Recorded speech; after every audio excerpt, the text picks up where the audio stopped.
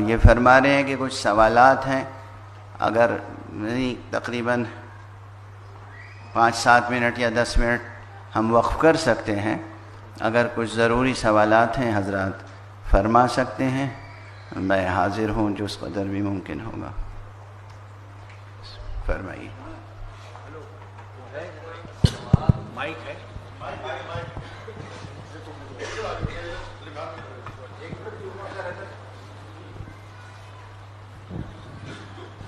قبلہ میرا سوال سے زیادہ ایک توجہ دلاؤ ایک نکتہ ہے، وہ یہ کہ جو عربی کتابیں ہیں بہت زیادہ علم جو ہے وہ عربی کتابوں میں ہے، اور عربی سیکھنا علم ہے ہی عربی کتابوں میں، عربی کتابوں کیونکہ قرآن عربی میں ہے، اور عربی سیکھنا اس لیول پہ جا کے ہر عام آدمی کے لیے ممکن نہیں ہے.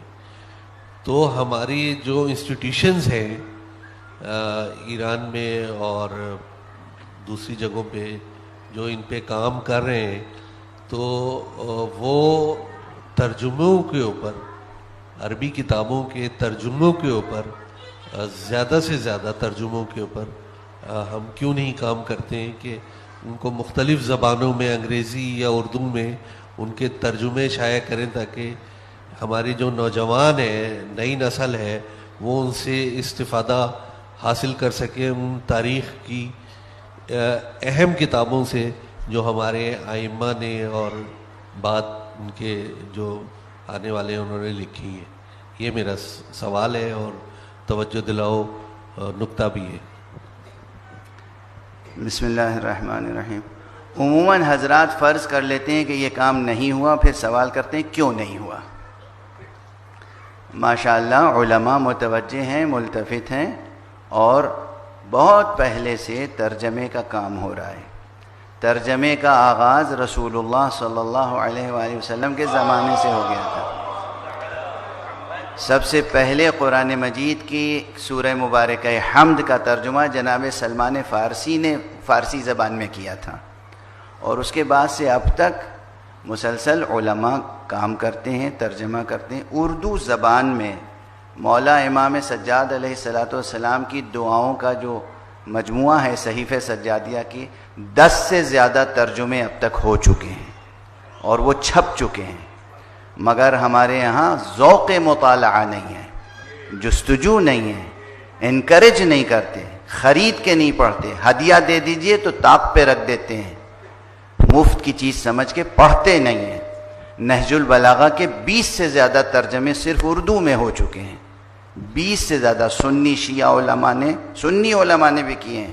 حضرت مولانا سید رئیس احمد ندوی جعفری، ان کا ترجمہ اور ان کا کمپائل کیا ہوا ترجمہ، مولانا عبد الرزاق ملیح آبادی اور مختلف علماء نے، سنی علماء نے، شیعہ علماء نے نہج البلاغہ پہ کام کیا، صحیفہ سجادیہ پہ کام کیا. انگریزی زبان میں state university of new York کے مشہور اسکالر ڈاکٹر ولیم چٹک نے امام سجاد علیہ السلام کی دعاؤں کا ترجمہ کیا ہے، بہترین صحیفہ سجادیہ کا ترجمہ، اور آپ کے رسالۃ الحقوق کا ترجمہ بھی انگلش میں کیا ہے، اپنے پریفیس کے ساتھ شائع کیا ہے، ٹریٹائز آن رائٹس.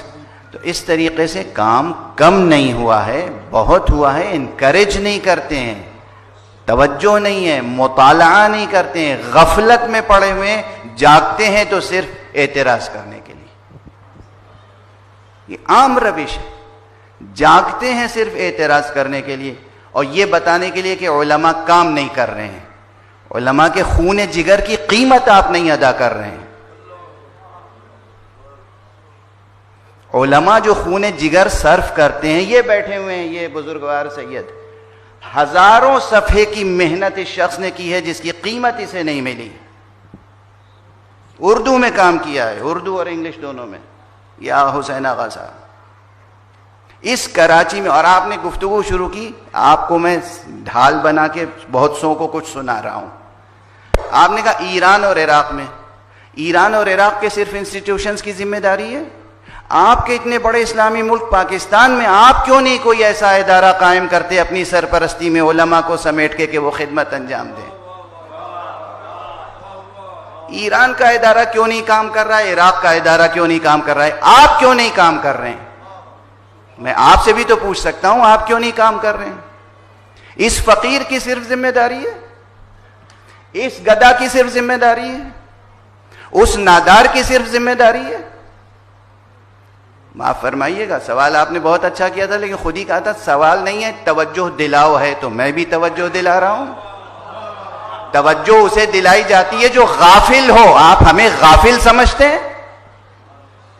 علماء کو غافل سمجھتے ہیں آپ؟ علماء کی تحقیر جتنی ہوتی ہے آپ کے معاشرے میں، کبھی اس پر آپ نے توجہ دلاؤ کیا تحریک چلائی؟ جھوٹے علماء کو علماء کا تاج پہنانا اور سچے علماء کو پامال کرنا آپ کی سیرت بن گئی ہے۔